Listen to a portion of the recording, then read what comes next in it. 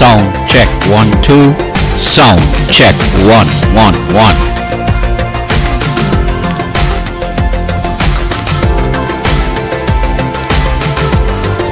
Check 1 2 1 1.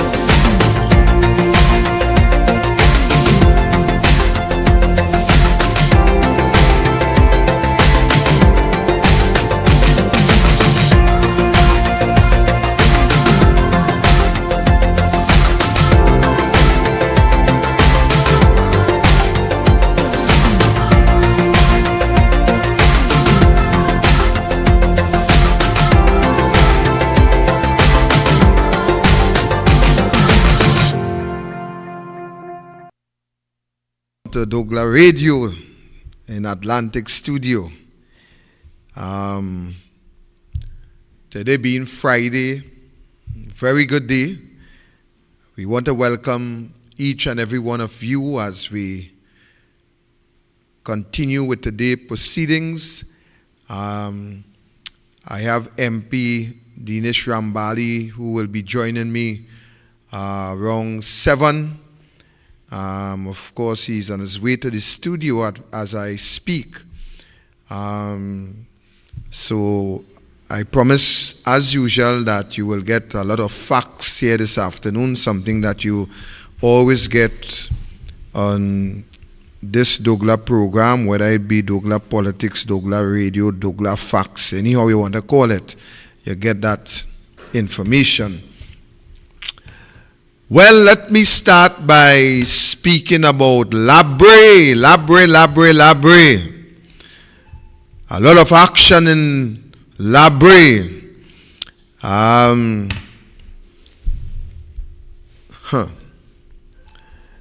douglAR seems to be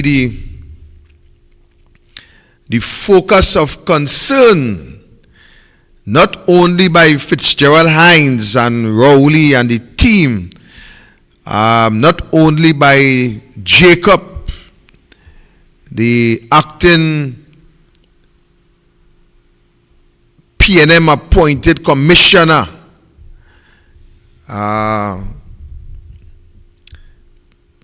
Today, ladies and gentlemen, for the past couple of days, there have been some serious protest action in the constituency of douglAR. This action started a couple weeks ago. We had in douglAR proper, we had some protests going on where the youths was speaking out by way of action in the form of road blocking, etc., because the youths believe that there is no opportunity for them in douglAR. That's one. And then, of course, on the western side of douglAR,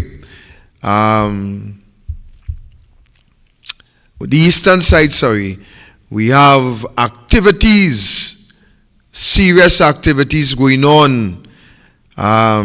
Some of the activities I would support and some I would not. But nevertheless, I do support protests. I want to make that clear, absolutely clear. And I hope Jacob is paying attention, and I'll tell you why in a little bit. I do support the right to protest. The Constitution gives you that right, and I do support that right. However, for the past 3 days, there have been significant tension on the streets in Palo Seco, Rancho Quemado, Happy Valley, Arena, Santa Flora, Los Bajo, Corey, some parts of Siparia. There has been significant action taking place in every corner. Be that as it may, ladies and gentlemen, and I will ask you to do something today that I don't normally ask on any program. And today I am asking you to share what I am going to say. Today I am asking you to share what I am going to say in a little bit.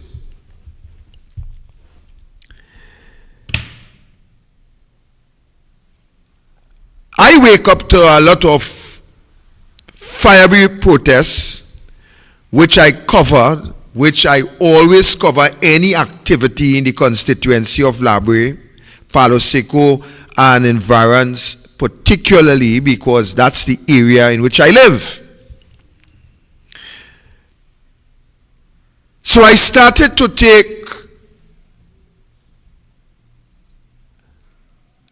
photos and footage of what was going on within my district, only to realize that sometime later on Tuesday afternoon,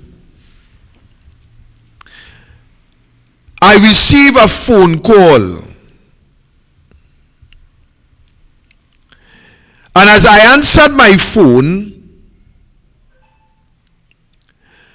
the voice on the other side said to me,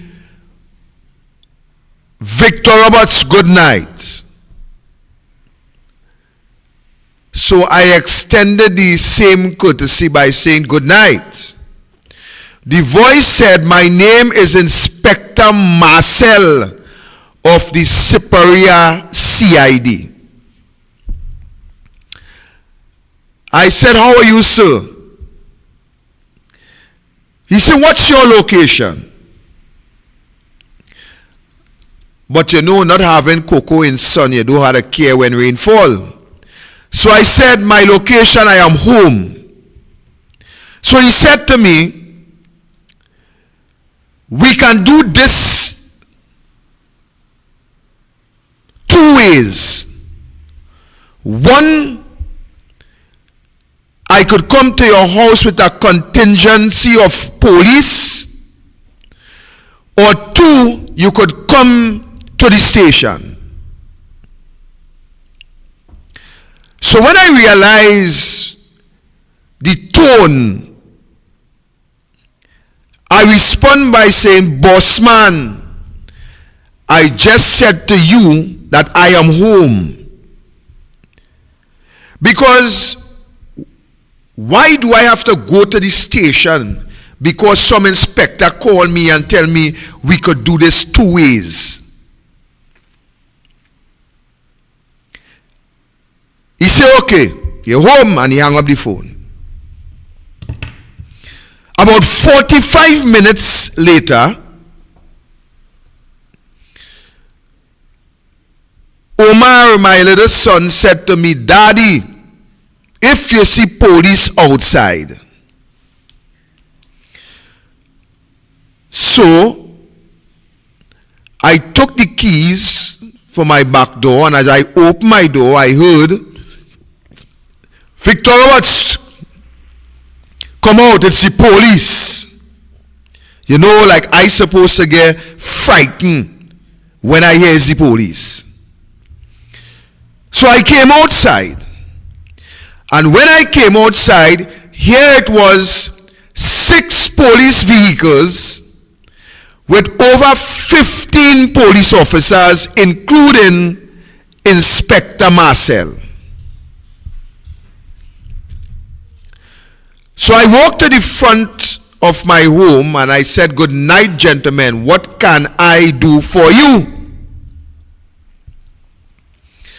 So Inspector Marcel will tell me that intelligence has informed them that Victor Roberts is the person behind this protest. I said, continue. He said, but before we go further, I am informing you that we are taping this conversation. And he pointed to a little red light in a bag that is blinking.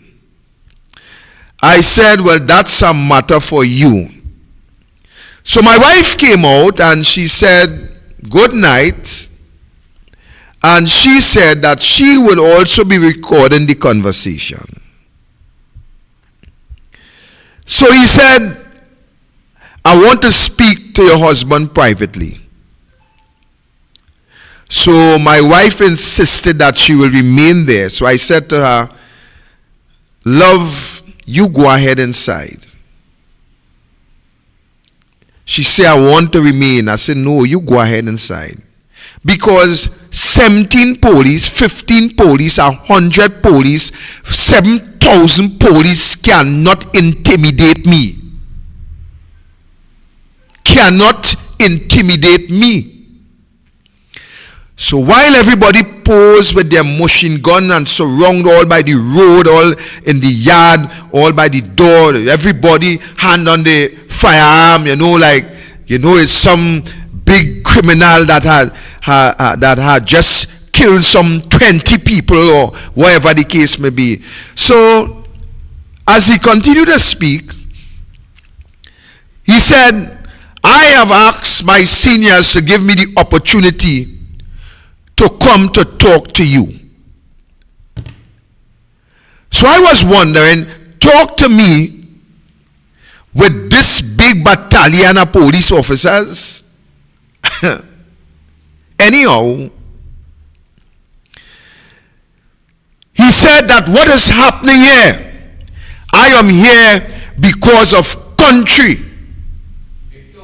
Yes, sir. Hold it there. You say 6 vehicles with over 17 fully armed policemen came to your home. And women. They came to your home to ask you some questions. To ask me some questions about that protest. Well, not ask me some questions, suggesting to me that I am in charge of the protest, because they just tell me that intelligence tell them that I am the person. So that is the team that they come with. So when he finished, I said to him, I said, well, Marcel, let me first tell you this. If the intelligence that you say tells you that I am responsible, is it the piece of equipment that you all get from Israel, then send it back very quickly, because that piece of equipment is misleading you folks. I say, Mr. Marcel, you very well know me, because you had encountered with me when I was taking the coffin to D.L. Singh house to protest the number of COVID-19 deaths and the death of democracy in this country. I say, so you know that. And you also know that I don't pelt stone and put my hand behind my back. When I pelt a stone, you must know is I bust your head. That is what you must know. I not pelting stone and put my hand behind my back. I say, so let me inform you that this protest, I don't have time to pelt a tire in the road. I don't have time to cut down a tree. I want to take 5,000 people to Port of Spain and to stand up in front of the Red House night and day until the government is held accountable for the mismanagement, the corruption, and the incompetency of the administration in this country. That is where my protest lies. So he said to me, well, I'm glad to hear that. I said, well, look, how much of you police officers will be willing to go? Because I realize that some of you will stand up and sit down and allow the government to do everything, to do anything, to victimize, to utilize every form and every fashion of corruption, and you will sit there and do nothing. Come and go Port of Spain with me. Well, Victor, I know you have a big-time lawyer coming in shortly, but what you describing there to me is that 17 heavily armed police officers came in 6 vehicles, surrounded your home to have a conversation. Now, I'm not no police specialist, Gary Griffith has always said that we amateurs just talk like we know everything, right? But my little amateur knowledge of policing is that sounds to me to be 1, intimidatory, and 2, excessive force.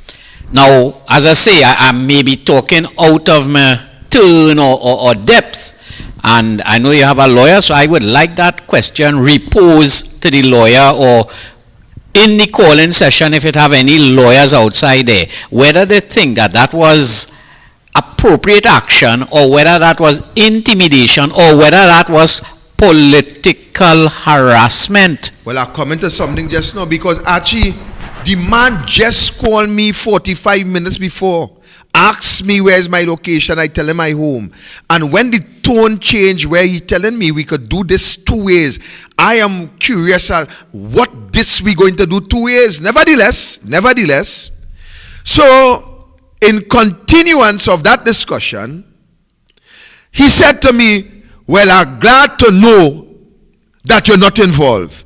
So you just tell me intelligence tell you that I am involved, and you ask your seniors for the opportunity to come and talk to me. But you call me on the phone And shortly after, you come with this big battalion of police, like I supposed to get frightened and shake and or some kind of thing like that. But here how the thing turned. So, he said, well, good to know. He says, so, he said, well, I tell them that, you know. I tell them that. When I tell them that, look, I just lead to the front. I don't hide behind. I don't hide behind a camera. I don't hide behind a crowd. I just walk. I say, I just walk by myself. I will start a protest from ear to tongue by myself. Nevertheless, he said, well, look, how you could help we to stop what happening? I said to the inspector, if I could, I would not. Simply because of your approach to me here this evening. He said, well, let me start over. I said, well, we can't start over God day. When God starts a day, we can't start it over. So we could probably have a conversation the next day. But you see, this evening, we conversation finished. He said, well, the corporation barcode breakdown. How you could help me get a barcode? I said, well, tomorrow when the new day starts, if you can't get a barcode, you have my number where you just call me with. Call me and I will help you to get a barcode to clear the streets. And that was the end of that conversation there. But here where it going. Here where it heading now. Around could be about 3 o'clock. Joshua, what time the person bring the message for us today? That was about around what time?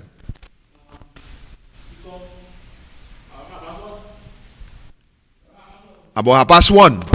Right. So 1:30 today, me and my son, me and my 2 sons home. And a gentleman came to me to bring a message that a senior police officer sent to me. Listen, Trinidad and Tobago, you know. I want a little listen carefully. This individual come to bring a message from me around 1:30 today. And he said that this senior police officer sent him to tell me that a meeting took place today in Southwestern Division with the heads of division, including someone from Port of Spain, who gave an instruction that I must be arrested and charged before Monday morning, and it matters not if the charges are possession of arms and ammunition. Listen to what I'm telling you, Trinidad and Tobago. A meeting took place today in Southwestern, and the instructions from Port of Spain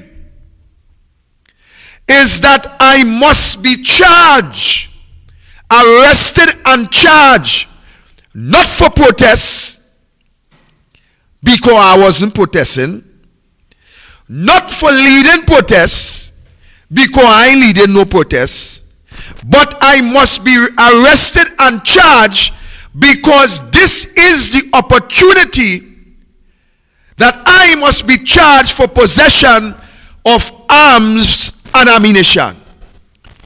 Now, when you say instructions from Port of Spain, you have a very good relationship with the police. the police always seems to be treating you with a lot of respect. So when you say these instructions came from Port of Spain, I don't know if it came from a Rasta in Port of Spain. I don't know if it came from a bigger police or something. Or well, I want to ask for Gerald Hines something just now, but I'll comment to that. So when I received that message that I am going to be charged for possession of arms and ammunition, I want to tell Trinidad and Tobago right now, I have in my possession, in local twang, a pellet gun, which is commonly known as an air rifle. I also have a permit from the Commissioner of Police, not this idiot, and not Gary Griffith either. I have a permit from the former Commissioner of Police for that air rifle. And I know why I'm telling you that, you know. Because you see, what are exposing here today, what I am exposing here today, I know the plan will change. I know the plan will change. While I was on my way up with my 2 children,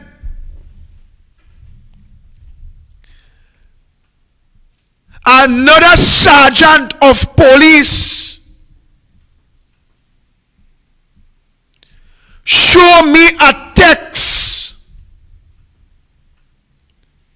where instructions coming out of the command chain sent to sergeant and inspectors that the protest in South, it has been orchestrated by the UNC.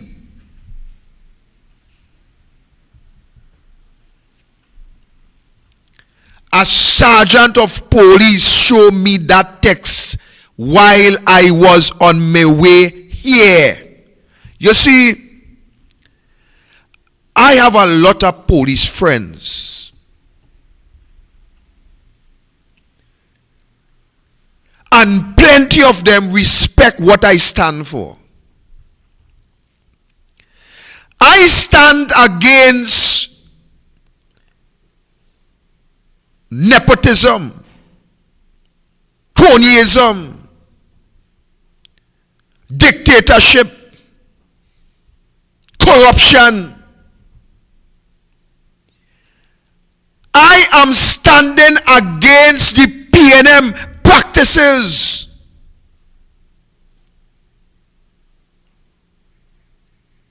And as I tell the inspector, I am a member of the UNC, and I am prepared to stand against any misbehavior in any form.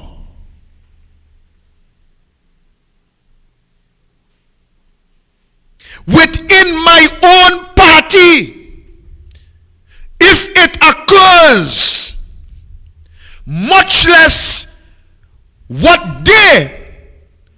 some of the police are supporting in the PNM. I was targeted in 2016 by the same PNM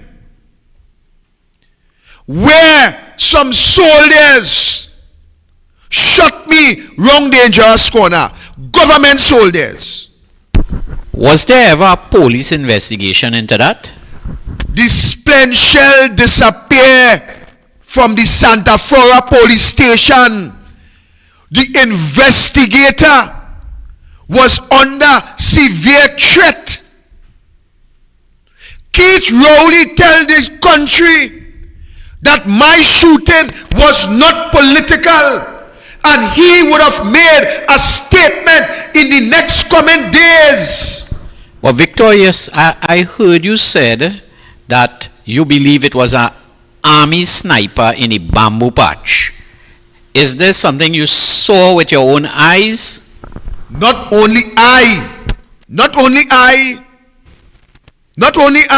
the DJ on the truck turned off the music, and on the mic, he said, look, a soldier running there.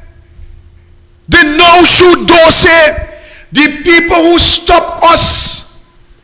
The people who stopped my car in front.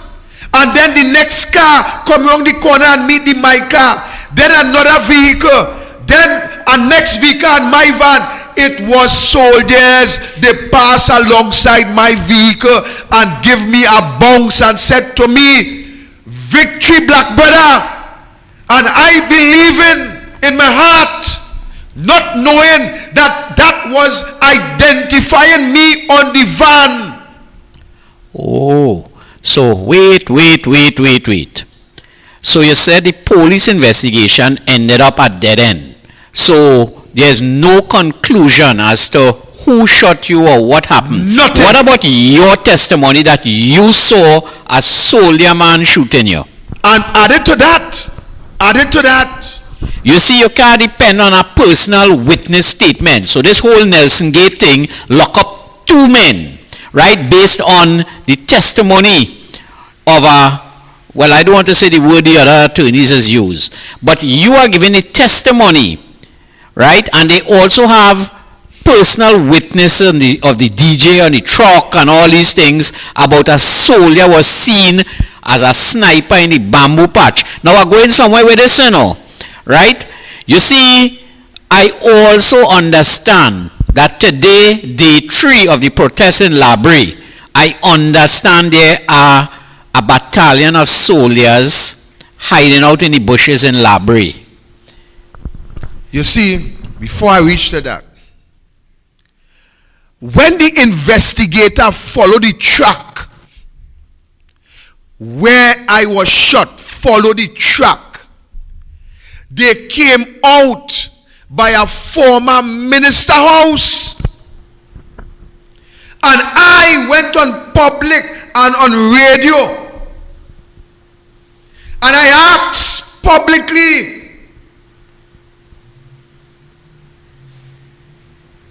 I stood up on WAC radio and I asked publicly, I asked the former member of parliament for Labrie, Nicole Olivier, if she knows anything about my shooting, come out and tell the public. Rowley stated that in the next couple of days, he would make a statement. He said to the media that I am the head of the National Security Council and I am privy to information that you do not have. And in the next couple of days, I am saying that Victor Robert shooting, he didn't call my name, but he said, I am saying that that shooting, I believe it is not politically motivated.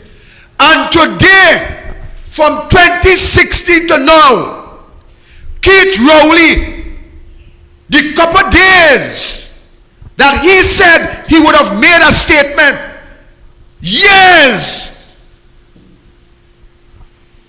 6 years, and Rowley never tell this country or make the statement that he said he would have made in a couple of days. You know why?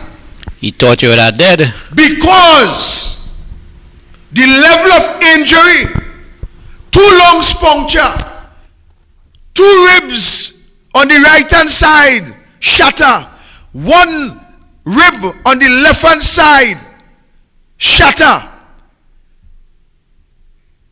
2 lungs puncture. The couple of days, Archie, was for Victor Roberts to dead. And then you would have heard You and all Archie might have very well believed what Rowley would have come out and say if I had passed. So the plan, because of the inroads that I am making in Labre, and because of the pillar that has been cast on behalf of the UNC, I am now the target of the PNM. You know why? I'm going to expose something again. I want to ask Hines and Rowley if every program that I conduct, if it does go to the special branch and a particular unit that they have established secretly to be analyzed to see what they can charge me with. Actually, every program that I do, it not only goes to the special branch, but it goes to a particular secret unit which is made up of civilians and other investigators to see if they could charge me for treason, see what is there. If they could charge me for inciting violence, they are hunted. You know why? Because the poor, the oppressed, and the downtrodden, I am opening their eyes to the ills, the evil, and the wickedness of this Keith Rowley administration. Let me back. You said that a track, when the investigating officer was doing the investigations, a track led to a particular member of parliament home. Is it true that soldiers were also seen at that member of parliament house? The person who gave that information, which I respect, said that when I was shot, the same army van went down inside Ramdas Trace, came out on the oil field road, circled back, and picked up a soldier on the SS Erin Road, just opposite the member of parliament house. Added to that, when the investigator, let me tell you something, people feel this thing is a game and this is a joke, The investigator was threatened. Yes. A matter of fact, when I get shot that night, a team of police officers came down to Santa Flora. And coming out of that team, they have appointed, at the time I see the person get promotion, they have appointed a senior policewoman. To the investigator must report to she. She must report to the senior SUP. The senior SUP must report to that team in my investigation. To the end of the day, that investigation was killed. They murdered that investigation. And I am accusing from the acting commissioner of police at that time, right down to the rank and file of this mass cover-up. You see, I am always a threat to the PNM, and I will tell Trinidad and Tobago why. Right. This is the point I was leading up to here now. So we establish, or you has established your theory that army people were involved in an attempt to assassinate you, a political opponent, because that's what you were at that time, a political opponent. And now you are even more overt political opponent, a direct political opponent to the government in charge. Now, I know it sounds like a jumping thing, but I understand that a contingent of army men are lurking and hiding around the bushes of Labrie. I trying to put one and one together. Brother, could it be if the contingent of 17 officers couldn't handle you, they send the army to finish off the job? And the point I'm making is this. The point I am making is this. This is a very serious situation. When I, Archie, was shot by these soldiers, I am saying to you that the government was fully aware of that operation. Victor, this show is called Facts, not Fiction. You could back up what you're saying. Archie, I was called to a meeting with a particular PNM alderman back then in 2016. And coming out of that meeting, they asked me to withdraw. They asked me what I need to withdraw. They promised me CPEP contract just as they promised me when Kazim Hussein and Maklashe was riding my van. They asked what I want to withdraw. And I said to them, what I want is not for Victor Roberts. I want an affidavit from the Prime Minister, what he would do for the constituency of Labrie, something that I could put the government in court if they renege. I don't want no CPEP. I just work and mind my family. And after 2 weeks, the older man called me and tell me, Mr. Roberts, the executive said that they would not be able to fulfill your wishes. But the table is open for financial negotiations. I say, well, if they cannot fulfill on behalf of the people, then I will not withdraw. This thing sounding like a pattern. So in 2016, when you was this political opponent to the PNM, inducements were offered for you to withdraw. And then you now say something that Kazim Hussein and a sitting MP offer you some inducements again to withdraw. So what I'm saying is and that was very recently. What I'm saying is, as recently, Kazim Hussein asked me when he was on my van. First he said, Roberts, you're giving trouble. What you're doing with them people, we have room for you in the PNM. He said, take my cell number. Take my cell number. Call me and come and meet me and we will negotiate. I took his cell number and I sure you could remember on the said program, I said, Kazim Hussein. So what were he offering you these inducements for? What it is he wanted? He wanted you what? To stop what you're doing, stop being a UNC activist, join the PNM. What he wanted? Well, as he said, I've given it straight because I know they like courthouse. He said to me, what you're doing with them people, we have room for a man like you in the PNM. Them people is who? The UNC, it can't be nobody else. So the point I'm making, Archie, the point I'm making is that this is not the first time the PNM, this is not the first time the PNM tries to take me out of the game.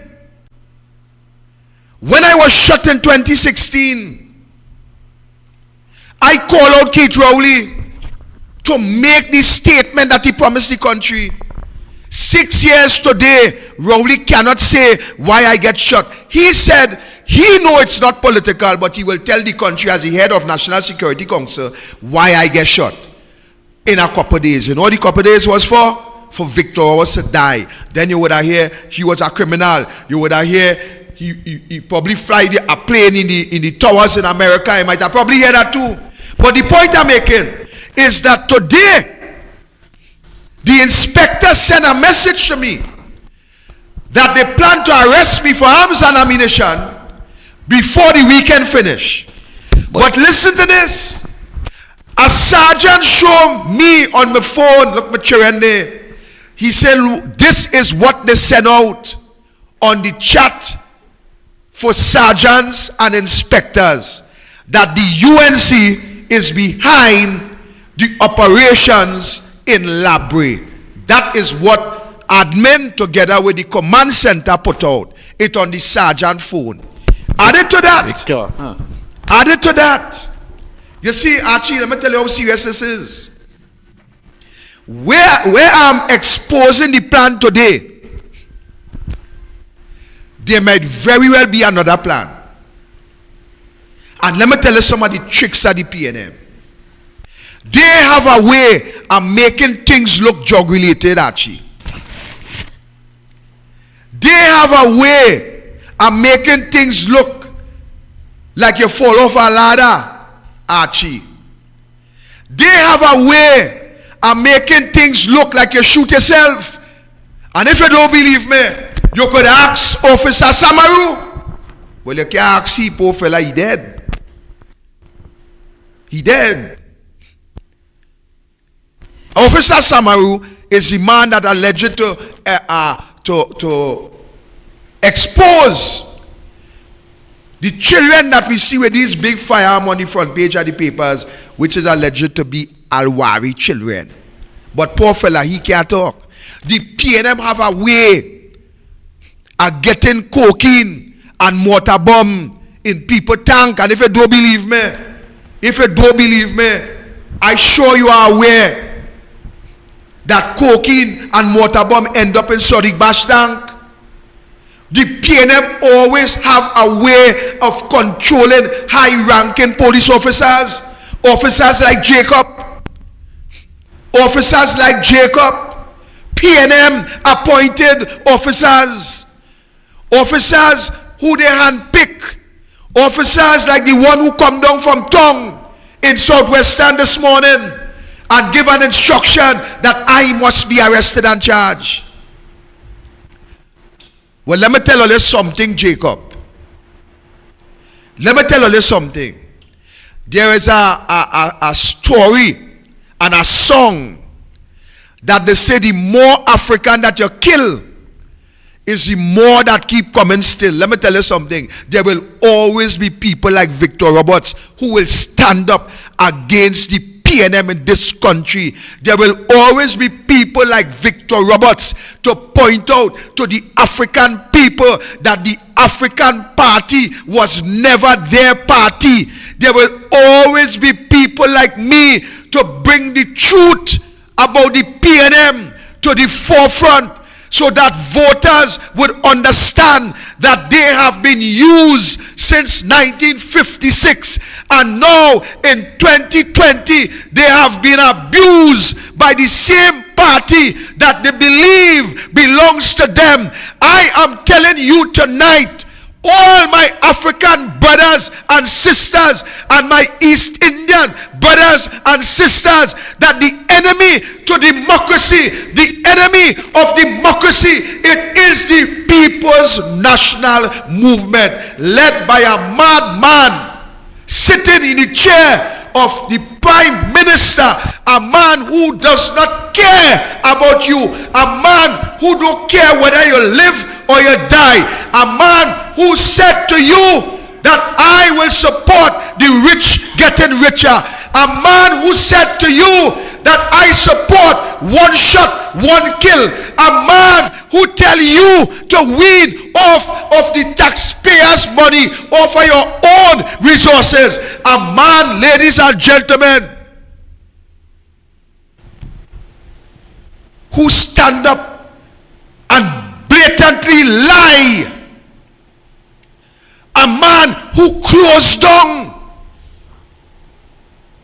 a company and lie and tell you that the company could not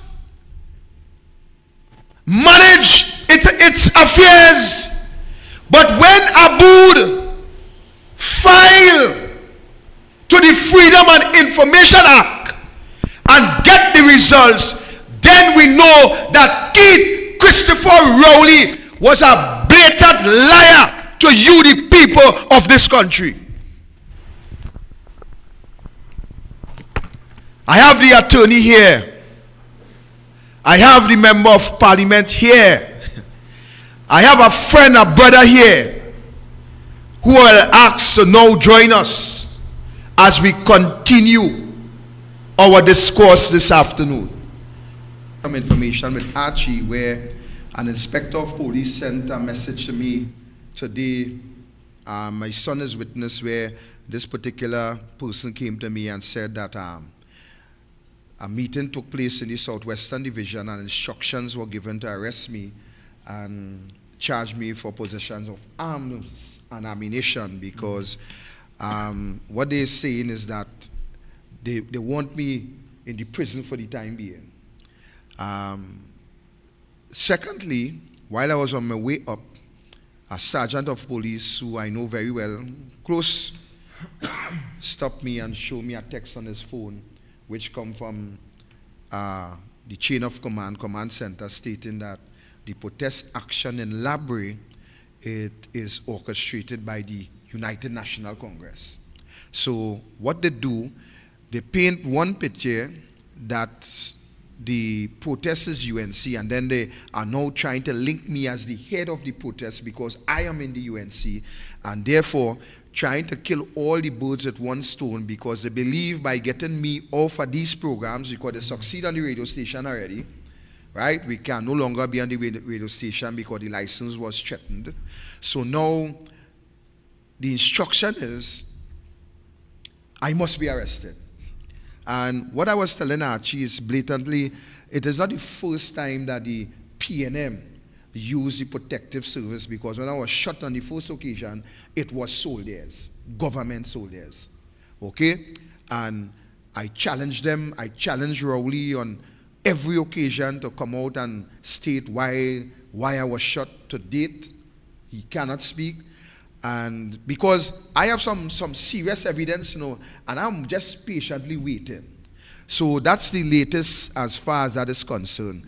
So I was explaining before that the action that the people is taking in those areas is that people can no longer cope with the high fuel price, the high cost of living, the property tax that will be coming soon, the increase in utility bills and so on, especially with the government closed down the industry, petroleum, yes, where people were employed, and where also the downstream investors from that, even in terms of the food outlets and other, the doubles man and everybody, the chicken, the poultry farm, everybody would have been cashing in some way or the other from petroleum. But now that being out of the way, then the situation now, what it is. And so the people continue to protest and take action, and that is the position there. So I just thought that I should let the public know what is the plan of the police in Southwestern, and I should also let the police, the public know that, you see, sometimes when they expose one plan, they will go to plan B because they don't ever have one plan. When one in work, they utilize the next one. So I just bring it to the forefront, and I'm glad you are here, so you are also a witness to what I'm saying and the information I receive. And I will just ask you a few cents on what I said, and what is your recommendation if I should go further in any different angle to deal with that situation. Thank you, Victor. Let me first start off with the pleasantries and the formalities. Of course, to you, Victor Roberts, thank you very much for inviting you on your program. To your viewers and listeners, it is my absolute pleasure to be here on this program. This is a very powerful program, a program that brings facts to the forefront. This is a program that the sources of information is always put forward so that people can look for themselves. Yeah. They can proofread, they can fact check whether or not these facts are actually facts that, you know, are accurate. Correct. And this is what I appreciate about the douglAR brand, the douglAR politics brand. I appreciate that with Arnold Roberts, and I appreciate that with you, Victor. I know Archie is in studio. Archie, my good friend, I want to say thank you, Archie, for all his accommodation, his continued accommodation time and again. So Archie, good night to you. And Archie is saying, let's check the switch on the mic. Is that better? Now, come up with it. Right. Is it better, dear Archie? Yeah. Thank you. So I want to say that, you know, good evening to all. And Victor, before we get into this situation, I have been listening on live, right, on the live stream on my way to studio. Right. And I do apologize for the late arrival, but the traffic and the weather and everything contributed to my arrival being what it is. Let me start off by telling our viewers and listeners that Victor and myself, we knew each other, or we got to know each other even before entering the political arena. Correct. And I should say that for myself. Maybe Victor was already dangling in the politics, right? And he was already speaking out, and in his usual style, very vociferous. And I know on this first occasion when we met, I met him with his daughter, and I met him with who I know to be his traditional campaign manager in those days. Yeah, yeah. And when I met him, the circumstances were such that, you know, we don't have to go into details. Yeah. But we are like brothers, because on that first occasion, meeting one another, I know, Victor, the circumstances were such that I took the shirt off my back and I gave Victor my shirt, and I remained in my merino t-shirt, and that is how it is. We are brothers like that. Let me just say something. I wear that shirt up to today. Right, so you see, so I took that shirt off of my back. It was no question asked of me. I was like, hey, Victor. And that the circumstances demanded that at the point in time. Right. And it was nothing to say, well, Victor, you can have my clothes. I will wear whatever I have below. My merino coursing around the tongue is no problem. But my brother, we go back like that. And so people in Trinidad and Tobago, it is important to know that some of us, it is not all politics. It is let me because... just say this before you go further. So ladies and gentlemen, you know that I've been doing a lot of courses in legal studies and also industrial relations. So I just want to tell you, the shirt had a lot to do with that. So I say this, of course, Victor, to let the viewers and listeners know that, you know, when you come here and when people come on the program, sometimes, yes, we are dabbling, we are talking about politics. It is politics that, you know, leads straight down the doorstep to governance. It is politics that will run the country, but it is this politics that we sometimes know. We, of course, believe in a humanitarian side of the politics. Correct. Correct. So I want to let you all know that when I say that, it is really my absolute pleasure to join Victor Roberts here tonight, and I say this is my brother. Yeah. This is truly something that comes from the heart. So Victor, I am very happy to join you again and on this program. And Archie as well, always there with us. I mean, Archie, I don't know how we could ever begin to thank Archie, because he goes beyond the line of duty. I know Archie is out there. If I have something in Chaguanas West, Archie will volunteer to come and do a live stream, or to make sure it reaches all over. My brother Arnold Roberts. So I want people to know out there that when they are talking about United National Congress, they are talking about douglAR politics, they are talking about my brother Victor Roberts, they are talking about Archie or Arnold Roberts, myself. When you are talking about all the people who are in the United National Congress, we really have a family. And our political leader, Mrs. Kamala Prasad Bisesa, of course, encourages this kind of unity. She encourages this kind of camaraderie and always encourages us, you know, look, whatever may be differences and stuff, we have a bigger goal at the end of the tunnel, and that is where we want to get at. We want you, the people, to support us. I, of course, hearing this matter, and I heard a little bit about it even before the program, Victor, and that is why I had no hesitation when I spoke to Vishnu. And for those who know Vishnu Kunkun, also associated with the douglAR brand as well, and let me hail him out as well publicly. I said no, it would be something that I would want to participate in. So yes, I too have concerns. Why do you have 6 or 7 police vehicles coming to your home, in essence intimidating you over the phone? Where is your location now? Yeah. If you really wanted to get hold of Victor Roberts, yes, no problem, you call Victor Roberts and say, okay, my name is Inspector Marcano, or whatever it is, and I have some questions for you, or it has come to my attention that, there is something that I need to pursue in terms of an investigation. Sir, can you join me at whichever police station, Labre, San Fernando, Siparia, wherever it is, whichever district. And Victor Roberts will tell his position. Victor Roberts was at home, willing to open his door, which he did do, and willing to join the police. But why were you there with 6 or 7 vehicles? We are talking about 15, 16, or possibly 17 police officers. You know what this reminds me of, Victor? Heavily armed. You know what this reminds me of? This reminds me of when my colleague and I, Stefan Ramke, soon attorney at law, and myself had to go up the road in Paget, corner Paget and Churchill Roosevelt Highway. And we had to go there, and you had about 9 or 10 police officers go on there to acquire one tape, according to them, a tape. Had a warrant issued, never made a request for anything of radio and TV integrity, never made a request to say, well, okay, we want something from you information-wise, but you come down there with a warrant, and then, they refused to produce the warrant. They refused to produce the warrant. We had to go to court and win a case against the Commissioner of Police, and that is how we got a copy of the warrant. That is what we had to go through. Why is it that time and again we see history repeating itself? In one case it was sedition. In this case you're coming here because somehow you believe somebody is acting contrary to state interest. We could only surmise that. We don't know. So when I hear these kinds of stories, Victor, I don't take it lightly at all. I do not take it lightly. I know of your situation. People think I only hearing that tonight. I know of Victor's situation when he was shot in 2016, if I remember correctly. I know of that situation. As I said, we have a history going even before I entered this politics.